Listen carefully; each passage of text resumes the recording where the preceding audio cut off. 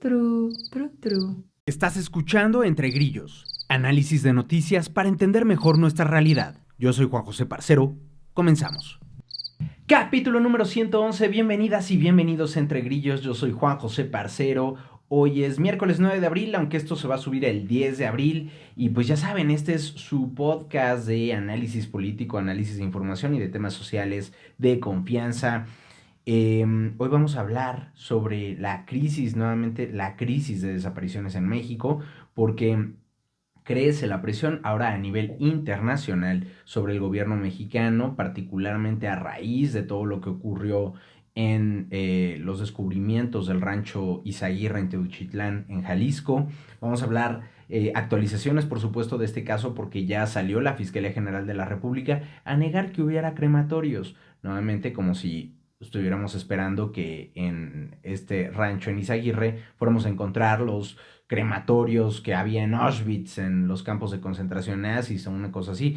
Pero no solo esta situación, sino que también ya Naciones Unidas está alzando la voz, está presionando internacionalmente a México.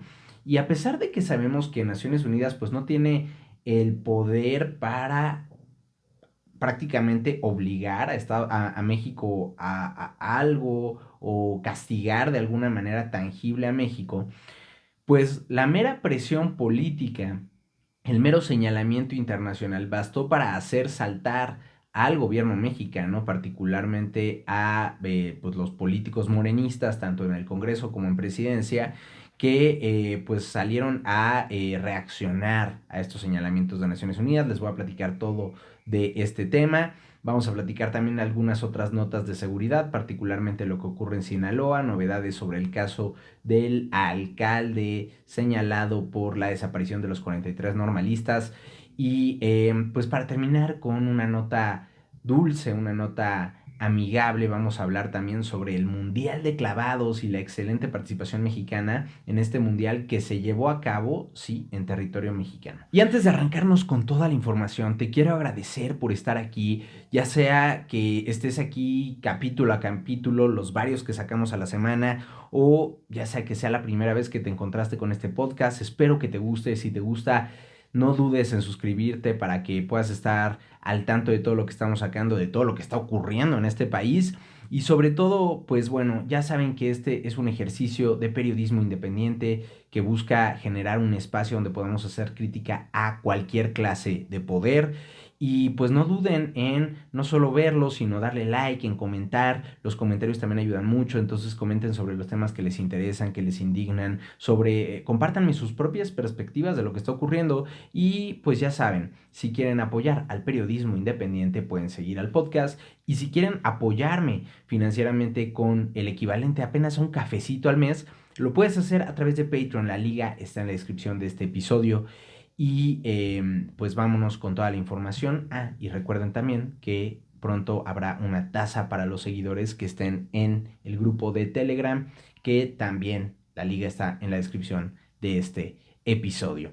Bueno, vámonos con este tema. Les digo que vamos a hablar de la crisis de desapariciones porque sale Naciones Unidas, particularmente el Comité contra la Desaparición Forzada, el CED, Comité, bueno, por sus siglas en inglés, y de Naciones Unidas, y emite medidas cautelares por primera vez a México, tras el hallazgo del rancho Izaguirre en Teuchitlán, Jalisco, que este rancho que hemos platicado aquí ya en varios episodios ha sido utilizado presuntamente por el cártel Jalisco Nueva Generación para secuestrar, reclutar, muchos reclutados a sabiendas de lo que iban y muchos más reclutados bajo engaños, bajo mentiras, reclutar a jóvenes, mujeres y hombres que pues el objetivo era convertirlos en sicarios, y a los que no tenían éxito, a los que no les servían al narco para esas finalidades,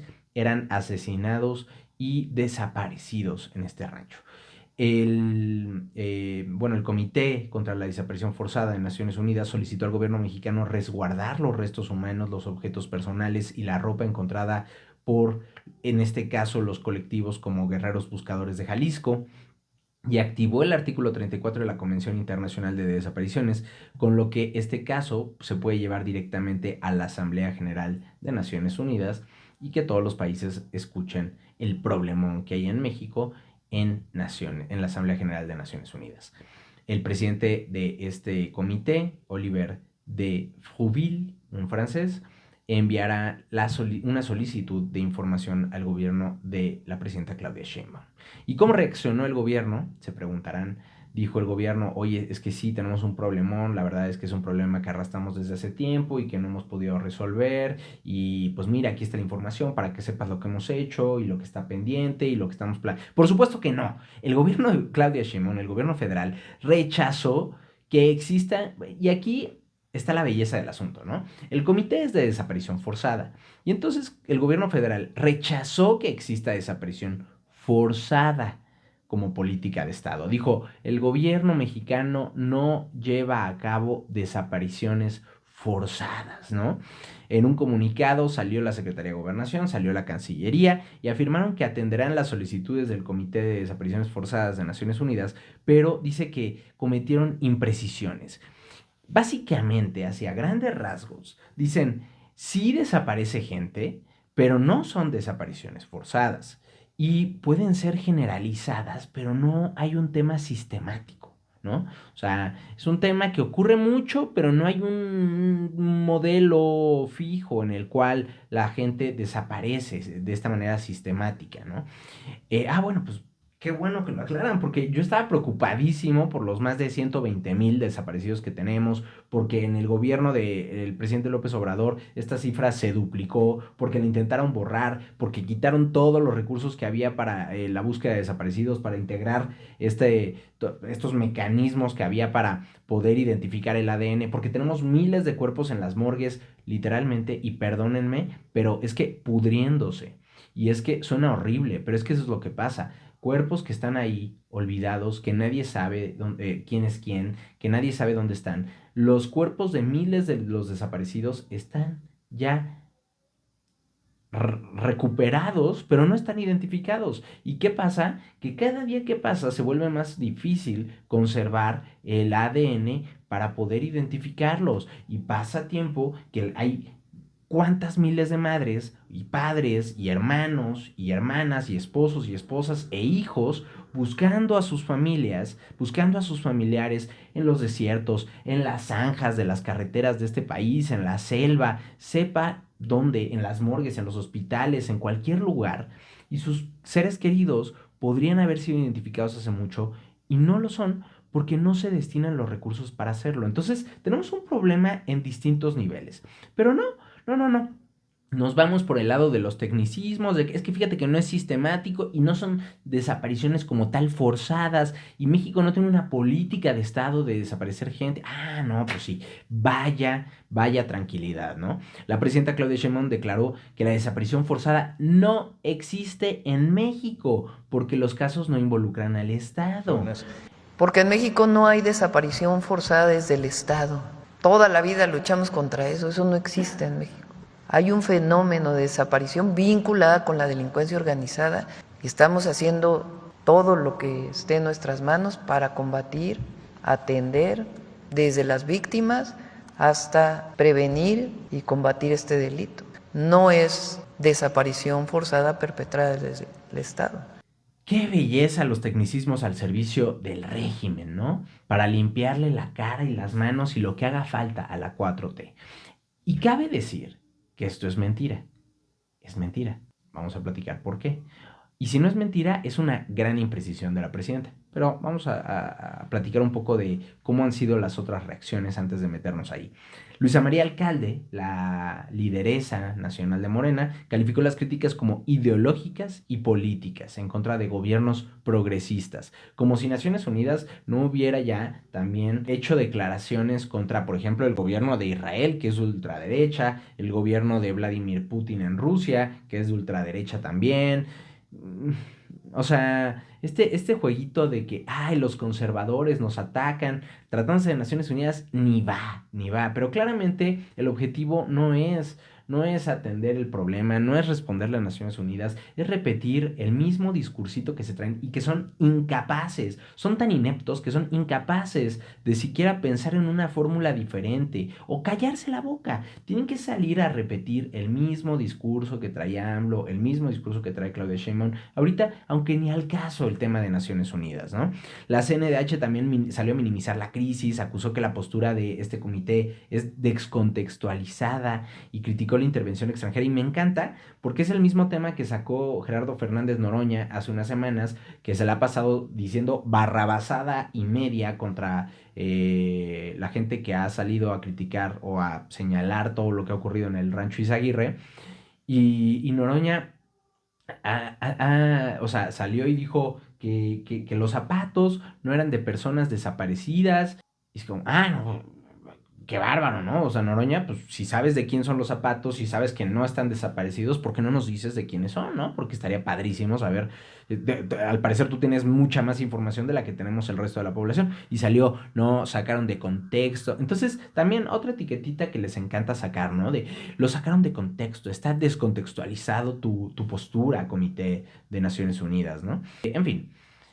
En contraste, pues las mamás buscadoras exigieron a Naciones Unidas, o bueno, le pidieron a Naciones Unidas que estableciera más recomendaciones, que presionara más a México, ¿no? Aunque pues el problema es que les digo, el alcance de Naciones Unidas es muy limitado y no puede obligar a México a hacer absolutamente nada, prácticamente.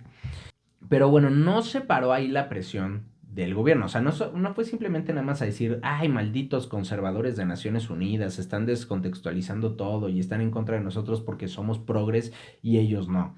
No. El Senado de la República, sin tener un mínimo de atribución para tener una opinión sobre quién preside o no el Comité de Desapariciones Forzadas de Naciones Unidas, se puso a votar, ¿no? Ya casi que yo creo que lo ponían, yo creo que hasta alguien lo sugirió, ¿no? Vamos a ponerlo en la Constitución, con esto de que Morena ahorita puede poner en la Constitución lo que quiera y parece que cree que es buena idea poner en la Constitución lo que sea. Sale el Senado a votar y a aprobar un pronunciamiento para solicitarle a Naciones Unidas que destituyera a Olivier de Fruville, ¿no? Gerardo, hablando del rey de Roma, Gerardo Fernández Noroña, presidente del Senado, dijo que no hay un solo caso de desaparición forzada ordenada por el actual gobierno y acusó al Comité de Desapariciones Forzadas de actuar con irresponsabilidad, ¿no? Y les digo que esto, si no es mentira, al menos es una imprecisión muy grande, porque, a ver, o sea, no hay como tal una base de datos de desapariciones forzadas, lógicamente, ¿no? Porque pues no es como que el gobierno tiene, ay, ven a ver todos los casos de violaciones a derechos humanos que he cometido. De hecho, este y el gobierno pasado se la pasan o se la pasaron repitiendo como si el repetir fuera a convertir en realidad algo, que ya no había masacres en México, que ya no hay violaciones a derechos humanos, cuando esto es una gran mentira. Del actual gobierno, pues es difícil, ¿no? Es difícil señalar un caso específico porque pues normalmente tarda tiempo en averiguar, o sea, llevamos del gobierno de Claudia Sheinbaum, eh, déjenme ver cuánta gente ha desaparecido en lo que va del gobierno de Claudia Sheinbaum. No lo tengo aquí tan rápido, pero pues van, ¿cuántos? 41 desaparecidos al día, ¿no? 41 desaparecidos al día. Si nos basamos en esto, van alrededor de 7,300, 7,400 desaparecidos en México en lo que va desaparecidos, o sea, sin lo de forzado, ¿no? En lo que va del gobierno de Claudia Sheinbaum. Ahora, ¿cuántos de estos tuvo que ver el gobierno por acción u omisión? Pues no lo sabemos todavía. Probablemente nunca lo sepamos, porque es muy difícil, porque la autoridad no solo debería de estar investigando estos casos, sino que está acusada en varios casos, o sea, en estos casos, cuando se habla de desaparición forzada, de tener un papel en estos casos y por ende acaban encubriendo estos casos, ¿no? Acaban haciendo lo que sea necesario para evitar que salga a la luz.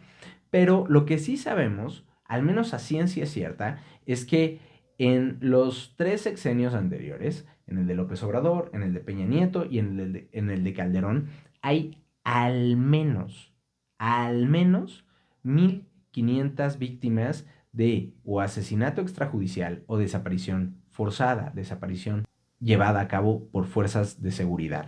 Claro, esta cifra podría ser mucho más baja de lo que la cifra real es, pero es que, les digo, es tan difícil comprobar un hecho así que, pues, son pocos los que acaban pudiéndose, no sé, o sea, establecer de manera sólida.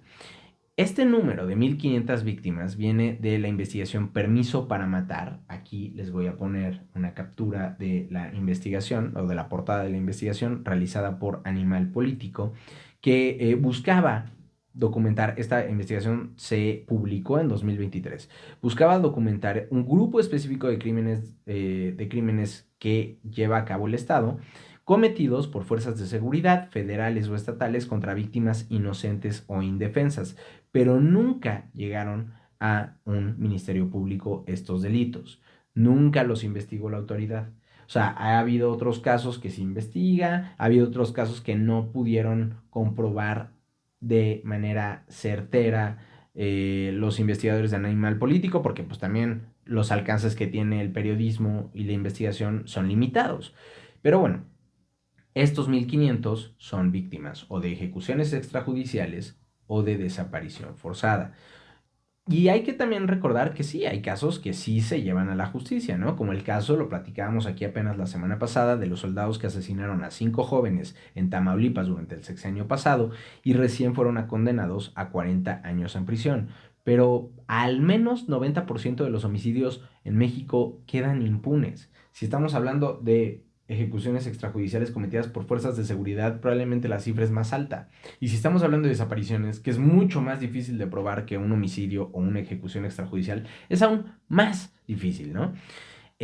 Aquí hay, en este reportaje, en este informe, en esta investigación de Animal Político, hay más de 1,500 víctimas con nombre y apellido, víctimas de autoridades, de policías, de soldados, de guardias nacionales, de marinos, no de la guerra contra el crimen, no de se mataron entre ellos, no de un pleito callejero o un pleito, entre comillas, pasional, no, no, no. Víctimas de las fuerzas de seguridad de las autoridades gubernamentales. Y es apenas, les digo, una pequeña muestra de lo que es, pues, la realidad o de lo que es el universo total de esta clase de delitos. Y si nos vamos a las cifras generales de desaparición, que es el problema real de México, aunque quieren hablar de, no, no, no, es que desaparición forzada no hay. Sí tenemos 127,000 personas desaparecidas en México, tenemos 72,000 cuerpos sin identificar. Estamos hablando de que ahí hay, pues, básicamente 2/3 de las personas desaparecidas podrían estar en estas personas sin identificar, en estos cuerpos sin identificar, que están en, pues, las CEMEFOS, ¿no? A lo largo de todo el país. Pero pues ahí se quedan porque no tenemos la capacidad, parece ser, para crear una autoridad centralizada que pueda atender estos casos, generar una base de datos de las personas que son encontradas sin vida, de los cuerpos que son encontrados, tomar el ADN. Se han hecho los planes. Enrique Peña Nieto, para las muchas deficiencias que tuvo, dejó establecido y dejó cimentado el inicio de este plan. Claro que él no le metió lana, pero lo dejó establecido para que el próximo lo hiciera. Y llegó López Obrador y lo que hizo fue borró, barrió y despedazó todo lo que se había hecho, lo poquito que se había hecho con Peña Nieto, y él no hizo absolutamente nada. ¿Qué quiso hacer? Quiso reescribir el censo en una medida que era tan mala que hasta la encargada de hacerlo renunció, ¿no? Entonces, bueno, pues así está la situación. Ojo, porque desde 2007, que empezó la guerra contra el narco, Felipe Calderón, se han encontrado casi 6,000 fosas clandestinas en México. Y México encabeza las solicitudes de medidas urgentes en Naciones Unidas contra desapariciones. Solo en el último sexenio hubo 681 casos de solicitudes de medidas urgentes. Entonces, o sea, hay un gran precedente del tema de las desapariciones, razón por la cual Naciones Unidas ahora lo poco que puede hacer lo hace, y sale el gobierno de Claudia Sheinbaum a jugársela con tecnicismos, a lavarse las manos, ¿no? El Comité de la ONU también, pues hay que recordar que considera las desapariciones en México como sistemáticas y generalizadas, ¿no? A pesar de que el gobierno mexicano dice que no son sistemáticas, el comité sí dice son sistemáticas y generalizadas, y propone una política, crear una política nacional para prevenirlas. A todo esto, ¿no? El gobierno de Claudia Sheinbaum ya reactivó el diálogo con algunos de los familiares de personas desaparecidas. Hubo una reunión con algunos de los colectivos en Jalisco, en Nayarit y en Sonora, y la Secretaría de Gobernación, particularmente la titular, es decir, la secretaria de Gobernación, Rosa Isela Rodríguez, salió a darle, o sea, de estas cosas que es como, no sé, ¿no? O sea, como que imagínate que, no sé, ¿no? El mecánico de tu cuadra, tú sabes que es un trácala, tú sabes que hace las cosas mal, que te quiere ver la cara cuando puede para sacarte más lana y todo. Llevas tu coche porque no tienes otro lugar donde llevarlo, y el mecánico te pone a su trabajador ahí a que haga la chamba, y el chavo, siguiendo las instrucciones desde arriba, pues tú ves que por ahí quiere meterte gol, ¿no? Como dirían, no sé, ¿no? Cobrándote una pieza extra, una cosa así. Tú le reclamas y sale el jefe, que es así. Y, ay, ¿cómo se te ocurre, no? Qué bárbaro, qué mal. No, lo voy a despedir a este muchacho, ¿no? Y tú sabes que es un hipócrita, porque él es así. Y si el chavito es así, es porque el jefe es así, ¿no? Pues pasa igualito. Rosa Isela Rodríguez sale a dar un ultimátum a los trabajadores del gobierno, a los funcionarios, de que si no hacen su trabajo, serán removidos. Y Claudia Sheinbaum también, ¿no? O sea, de que ya hablé con ellos y les dije, quien no quiera atender a las víctimas, a las familiares de los desaparecidos, se me va, porque aquí no, ¿no?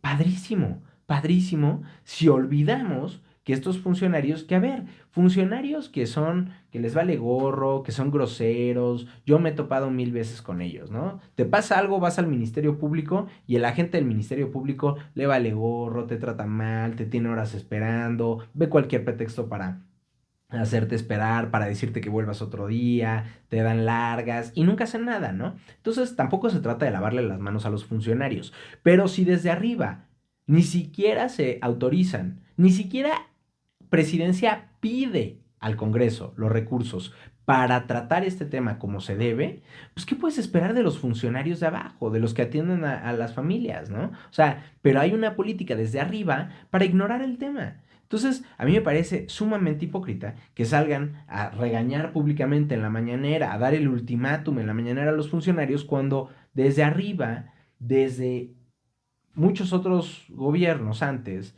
incluyendo el de López Obrador, pero también incluyendo este, no se hace nada por realmente poner como prioridad. Dicen que es prioridad los desaparecidos, pero ¿cuánto dinero se le ha dado a la búsqueda? Absolutamente nada más de lo que ya se estaba dando, ¿no? Que no es ni de cerca suficiente. Entonces, pero eso sí, sale Rosa Isela a prometer que va a ser prioridad nacional la búsqueda, que no van a tolerar omisiones ni corrupción, y vamos a ver si esto es cierto con una denuncia que les voy a contar ahorita. Porque invitaron a algunos colectivos, como los Guerreros Buscadores de Jalisco, que son los que encontraron y denunciaron la existencia de este campo de reclutamiento y que el gobierno no quiere que le digamos de exterminio en Teuchitlán. Y entonces este grupo le hace una serie de peticiones al gobierno, que Sheinbaum encabece la estrategia, que se fortalezcan las fiscalías, las comisiones de búsqueda, las policías, que se haga un censo nacional de familias de personas desaparecidas, que se dé un apoyo económico a las madres buscadoras mensual, que se reconozcan los hallazgos de los colectivos, todos estos temas que son pendientes, pero al final del día salen y pues como les dijeron que sí a todo, ahora sí que les dijeron que sí, pero no cuándo ni cuánto, pues salen muy contentas las mamás buscadoras, las familiares de las personas desaparecidas, a decir de que ven con buenos ojos la reunión, que habrá más reuniones en un futuro. Solo recuerdo que así empezó AMLO, ¿no? Y luego cuando no hizo absolutamente nada, tuvimos los problemas que tuvimos.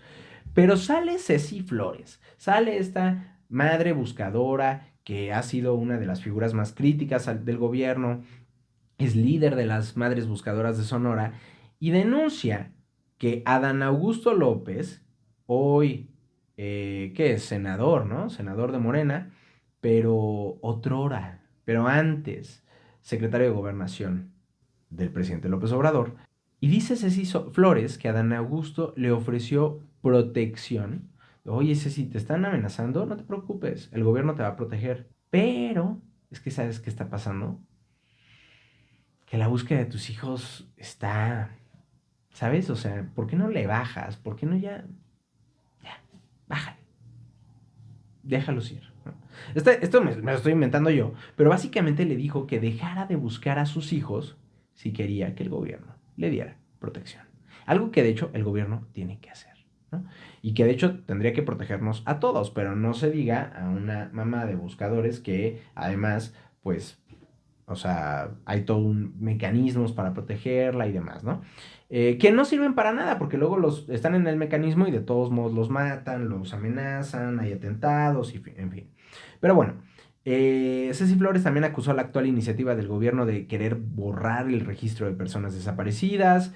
En el Senado, Ceci Flores fue invitada por la oposición y explicó que exigió que la ley incluya una búsqueda inmediata, investigación y localización, y criticó que a ella no le habló Rosa Isela Rodríguez para el diálogo. Ahí fue que la oposición aprovechó para invitarla y pues ellos colgarse la medallita también, pero pues bueno, ¿no? Al menos le dieron el micrófono. Y prefiero escuchar a Ceci Flores que a los tarados del PAN, que no han hecho absolutamente nada por este tema, ¿no? Rechazó también Ceci Flores la nueva ley sobre desaparecidos que impulsa la presidenta, que dice ella que busca desaparecer legalmente a las personas desaparecidas. Advirtió que va a afectar la búsqueda de verdad y la búsqueda de justicia. Ya platicamos de este tema en semanas previas y de todas las críticas que las familias de buscadores, las familias de personas desaparecidas habían hecho a la propuesta de Claudia Sheinbaum, diciendo que son propuestas innecesarias, redundantes, porque ya existen, que no están atendiendo el problema o que incluso van a complicar más las cosas. Y sobre el Rancho Izaguirre, que es este gran evento que desató, ¿no? El que estemos hablando nuevamente de los desaparecidos, porque el tema de los desaparecidos es un tema que lleva muchos años y que como que no se le da la importancia que se debería dar, ¿no? Porque pues pasan las cosas, pasan los eventos, pasan estos hechos, matan a las madres buscadoras, las secuestran, las amenazan, salen a denunciar, salen a decir ya encontramos más fosas, ya encontramos más cuerpos, y el gobierno o las critica cuando está de malas o cuando está de buenas opta por no pelarlas, ¿no? Pero nunca pasa nada, ¿no? O sea, no estamos viendo acciones realmente contundentes de que salga Claudia Sheinbaum y diga, el próximo año vamos a establecer un presupuesto de, yo qué sé cuánto se necesita, digamos, 500 millones de pesos para resolver la crisis de desaparecidos, ¿no? Y que ya ves que salgan expertos a decir, ah, no, pues sí es suficiente, con eso la vamos a armar, gracias. No, eso no pasa, ¿no? Eh, y bueno, este tema del Rancho Izaguirre vuelve a ser nota porque sale la Fiscalía General de la República, que ahora ya está a cargo totalmente del caso, a decir que no encontró evidencias científicas de hornos crematorios en el rancho. Y de nuevo los tecnicismos al ataque, ¿no? Porque, ¿qué es esto de hornos crematorios? O sea, porque ya desde el inicio hay las denuncias de que hacían hoyos en la tierra, le ponían leña o le ponían piedras, llenaban con combustible y echaban los cuerpos a estos hoyos en la tierra que utilizaban una, dos, tres veces y luego tapaban, ¿no? Y a veces dejaban pues, las cenizas ahí, a veces no. Sabemos que se encontraron en diversos lugares restos humanos. Y pues sale a pesar de todo esto Alejandro Gers Manero a decir, no, hornos crematorios, como tal lo que se dice un horno crematorio, horno crematorio, lo que es un horno crematorio, no hay, ¿no? Eso sí, dice que van a realizar más pruebas con la UNAM para confirmar los hallazgos, porque lo que no pueden negar es que hay restos humanos, chiquitos, chamuscados, que no hay hornos crematorios, pero encontramos restos humanos chiquitos, fragmentados, chamuscados, que no es posible saber bien qué onda, pero hornos crematorios como tal no hay, ¿no? Y no solo eso, hay estudios del gobierno federal de la Secretaría de Ciencia, Tecnología y no sé, ahora le cambiaron el nombre, pero no sé cómo quedó el nombre, pero esa secretaría hizo un estudio en el cual documentaron con imágenes satelitales cómo es que había constantemente cenizas y fuego alimentado por combustible que salían de este rancho, ¿no? Es decir, si estaban ahí quemando cuerpos, o más bien, o estaban ahí quemando cuerpos, o les gustaba hacer mucho carnitas asadas, que saliera muchísimo humo, chamuscar sus malvaviscos, no sé, ¿no? Estos integrantes del Cártel Jalisco Nueva Generación les gustaba el Rancho Izaguirre para hacer los barbecues, ¿no? Hay de dos, o eso, o la versión de los hornos, porque, o no sé qué estaban quemando constantemente ahí, pero hay este estudio hecho por las autoridades en el que sí sabemos que había amplia presencia de fogatas, de humo, de cenizas en el lugar. Claramente, en las imágenes satelitales no se alcanza a ver nada más que el humo saliendo de este lugar, pero sí sabemos que quemaban cosas. Pero no hay hornos crematorios, diría Alejandro Gersmanero, ¿no? Y Gersmanero insiste en que sí era un centro de reclutamiento, pero no de exterminio. Y aquí la cosa es, bueno, señor Alejandro Gersmanero, querido fiscal de la República, ¿qué pasaba con aquellos muchachos que no pasaban el curso? Que tenemos testimonios, tenemos restos humanos en el campo, tenemos, o sea, y testimonios tenemos un montón de testimonios, ¿no? De qué les hacían, de que los mataban, de que los desaparecían, de que utilizaban estas tácticas también para entrenar y también para deshumanizar a los reclutas, a los futuros sicarios, ¿no? Pero cuéntenos usted, ¿cuál es su hipótesis de qué pasaba con los muchachos y las muchachas que no pasaban, que no aprobaban el curso en el Rancho Izaguirre? La escuela del terror, ¿no? Como le decían. Y aquí quiero que escuchen al propio Alejandro Gersmanero. Logramos establecer con toda precisión que ese era un centro de reclutamiento, de operaciones y de capacitación. Mire, hay varias ocasiones en que se lograron establecer algunos restos humanos. Están muy fraccionados, son pequeños cuencos donde se hallan restos que no corresponden directamente a un solo cadáver. Estos restos tienen en algunos casos huellas de algún tipo de cremación. Por lo tanto, nosotros lo que hemos hecho es primero hacer el dictamen pericial que nos corresponde y luego, como lo dije hace un momento, igual que lo estamos haciendo con la tierra y las construcciones, mandarlo a los laboratorios de la Universidad Nacional para que se establezca con toda precisión la antigüedad de esos restos, si existe alguna vinculación con alguna de las personas que están interesadas en la búsqueda de personas. Porque es chistoso, ¿no? Porque no hay hornos crematorios, según Alejandro Gersmanero, pero aquí lo acaban de escuchar.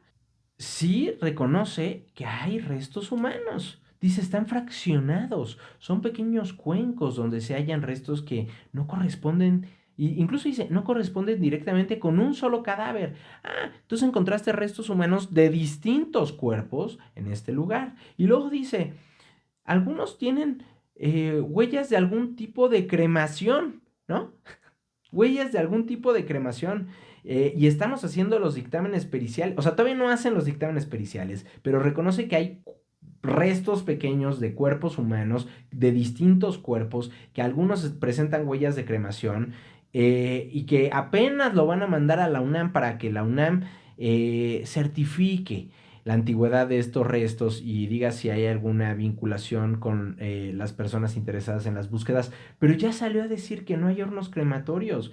Ah, bueno, ¿no? O sea, qué tranquilidad que sabemos gracias a la talentosísima investigación de la Fiscalía General de la República, que no hay hornos crematorios, cómo llegó a haber restos de varios cuerpos humanos quemados en ese lugar, no sé, no importa, pero lo importante es que no hay hornos crematorios, y si no hay hornos crematorios, adivinaron, no es un campo de exterminio, y como tal, no, o sea, la oposición está exagerando, quieren golpetear políticamente, y ya saben cómo sigue todo este discurso político, ¿no? Para lavarse las manos. Así la situación con las personas desaparecidas en México. Mientras que solo quiero hablar de 3 temas más de inseguridad. Por un lado, lo que ocurre en Sinaloa, donde criminales irrumpieron al mismo tiempo en 3 anexos en Culiacán. En uno mataron a 9 personas, hirieron a 5. Medios locales salieron a decir que de los otros habían secuestrado a decenas de personas, pero las autoridades negaron la información, luego ya no supimos más. Y luego se van a la casa, ni más ni menos que del presidente del Consejo Directivo de la Unión de Redes de Anexos de Sinaloa, Guillermo Rodríguez Gagiola. Lo secuestran frente a su familia de su casa y horas más tarde encuentran el cuerpo de este señor. Y sale el otro talento morenista, ¿no? El gobernador de Sinaloa y jefe de los Chapit, gobernador de Sinaloa, ¿no? Estaba diciendo. Y sale tranquilamente a decir que él reconoce que desde septiembre han atacado 7 anexos los criminales y que incluso lo hacen porque buscan reclutar gente. Esa denuncia de que habían secuestrado gente del anexo es falsa, pero sí se van a atacar a los anexos porque buscan reclutar gente. Ah, bueno, qué bueno que está informado el señor gobernador de que esta situación está ocurriendo. Sobre el caso de José Luis Abarca, el ex alcalde de Iguala, pues le dieron otra sentencia, esta vez de 20 años de prisión por el asesinato de Justino Carvajal Salgado. Si el apellido Salgado le suena, es porque es el sobrino de Félix Salgado Macedonio, senador por Morena, y pues primo de la gobernadora Evelyn Salgado, de la gobernadora de Guerrero. Pero también era un líder sindical que tenía pleito cantado con José Luis Abarca. Los secuestró a él y a otros 5 integrantes del movimiento campesino Unidad Popular en 2013 y los asesinó. A uno de ellos, pues cuando los iban a llevar al lugar donde los iban a asesinar, uno de ellos logró escapar y es el que denunció por este caso. Y por ello, este señor, José Luis Abarca, fue condenado. Ya le habían dado una condena en 2022, no, perdón, no sé en qué año, pero le dieron una condena de, me parece que 90 años de prisión, y ahora le dieron esta otra de 20 años por prisión. Curiosamente, por el caso Iguala, por el caso de la desaparición de los 43 normalistas de Ayotzinapa, ustedes recordarán, fue absuelto en 2022, es decir, por eso no está en prisión, está por este caso, 92 años en prisión le habían dado, lo detuvieron, o sea, este crimen lo hizo en 2013, él siguió libre, en 2014 ocurre la desaparición de los 43 normalistas y ese año lo detienen y pues ya estaba condenado a 92 años, ahora a otros 20 años más, por si le hacía falta, ¿no? Y Sergio Aguayo, el académico, profesor y analista político talentosísimo, de los que más me gusta, denunció que nuevamente es víctima de censura por parte de Rubén Moreira, persecución y censura. Acá ustedes pues tal vez no sepan, pero Sergio Aguayo tiene un pleito con este señor que, para quien no sepa, es un limpísimo, honorable expresidente del PRI, como todos los expresidentes del PRI lo son, ¿no? Limpio, honorable, recto, sin un gramo de corrupción, obviamente es sarcasmo. Y además de ser expresidente del PRI, fue gobernador de Coahuila. Y Aguayo hizo toda una investigación, o ha hecho varias investigaciones, sobre el tema de la corrupción, la violencia en el Estado, en un momento donde Rubén Moreira era el gobernador, pero quien realmente gobernaba el Estado de Coahuila eran los Zetas. Y cometieron una serie de barbaridades tremendas, particularmente los señores que ya están en Estados Unidos, el Z40 y el Z42, los hermanos Treviño Morales. Y todo esto bajo el amparo del gobierno. Entonces, Sergio Aguayo reporta esto, lo documenta, escribe libros sobre el tema, artículos bien documentados, bien justificado todo, y Moreira le mete una demanda millonaria. Bueno, ahora además de eso, que ese tema ya tiene tiempo, Moreira demandó a Armando Castilla, que es el director del diario Vanguardia del Saltillo, donde Aguayo publica sus columnas. es un caso más de censura desde el poder, incluso siendo un tipo que ya ni forma parte del PRI, pero que aún así sigue teniendo el poder suficiente para utilizar el aparato y las herramientas del Estado contra los críticos, ¿no? Y pues así la situación de inseguridad, así la crisis de desaparecidos. Díganme ustedes qué opinan de todo esto, si de verdad creen, ojalá que sea real, que Claudia Sheinbaum va a hacer algo diferente, ojalá que empiece por destinarle los recursos, pero es que, ¿cómo vamos a destinarle los recursos a este tema si no hacen una reforma fiscal y seguimos quemando recursos en tarugada y media de proyectos como los que hizo el gobierno pasado, proyectos a sobreprecio, proyectos que no van a servir más que para estarle costando al erario, que no se van a poder ni mantener solos, como el Tren Maya, la refinería Dos Bocas, el aeropuerto Felipe Ángeles? Entonces, yo espero que de verdad haya un cambio con Claudia Sheinbaum. Quiero creer que haya un cambio con Sheinbaum en el tema de desaparecidos, que es la mayor crisis humanitaria que tiene México hoy por hoy. Pero la verdad es que no sé, hasta no ver, no creer. Pero díganme ustedes en los comentarios qué opinan.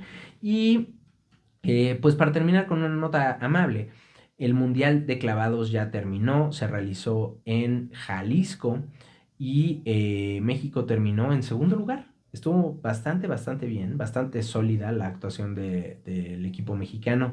Hubo un total de 27 medallas y la gran mayoría, 18 de estas 27 medallas, se concentraron en las manos de prácticamente 2/3 en las manos de China o de México, ¿no? China se llevó 12, 7 de oro, 4 de plata y 1 de bronce, y México se llevó 2 de oro y 4 de plata. Y aquí quiero compartirles los oros que fueron para Randall Willars por su actuación en la plataforma de 10 metros individual varonil, Osmar Olvera con Juan Celaya en el trampolín de 3 metros sincronizado varonil, y las platas fueron para Mía Cueva y Lía Cueva, hermanas talentosísimas que van a ser estrellas en un futuro sin lugar a dudas. Esto desde el trampolín de 3 metros sincronizado femenil. Randall Willars se llevó también una plata, junto con Kevin Berlín desde la plataforma de 10 metros sincronizado varonil, Alejandra Estudillo y Gabriela Agúndez desde la plataforma de 10 metros, y Juan Celaya desde el trampolín de 3 metros, todos ellos plata.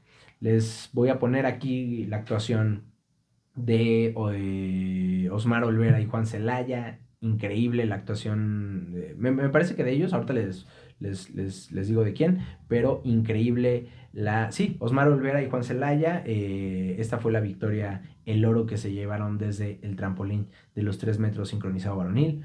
Chéquenlo.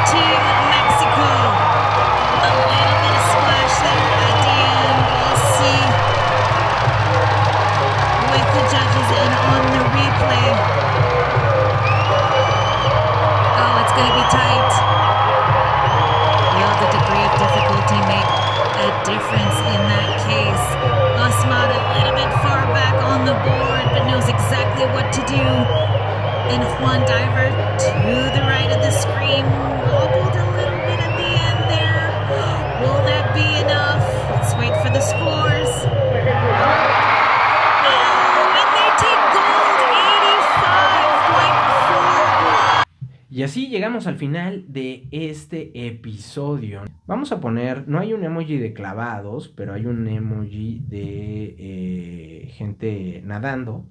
Ponme un emoji para quien quiera comentar y que no tenga algún comentario como tal. Puede ayudarme con los comentarios poniendo un emoji de alguien nadando. Y pues así nos vamos. Así terminamos esta semana. Muchas gracias por ver Entre Grillos. Ya saben que la idea es generar un espacio donde podemos hacer crítica al poder de manera independiente, en un momento donde es más necesario que nunca. Gracias porque el canal sigue creciendo gracias a ustedes, a que nos ven, a que dan like, a que comentan, a que se suscriben, y sobre todo gracias también a quien ayuda a que este proyecto continúe, apoyándome con un café al mes. Si quieres hacerlo, puedes unirte a mis mecenas en Patreon. La liga está en la descripción de este episodio, así como la liga para Telegram. Gracias a Los Patreon: Arturo Monedero, Sergio Estrada, Homero de la Fuente, Eduardo Farfán, Mónica Otero, José Corral, Daniel Santana, Leonel Quiñones, Ana Martínez, María Medina, Jaciel Lara, Arturo Flores, Ivana Cortés, Ailín Mendoza, Mariana Martínez, Isa Ripoll, Jackie Vargas, David Ladrón de Guevara, Jackie Quiñones, Jorge Vargas y Diego Báez. Ay, Dios, ya me había cansado, ya se me cansó la voz. Pues bueno, muchachos, gracias por estar aquí. Dejen sus preguntas, comentarios y nos vemos la próxima semana.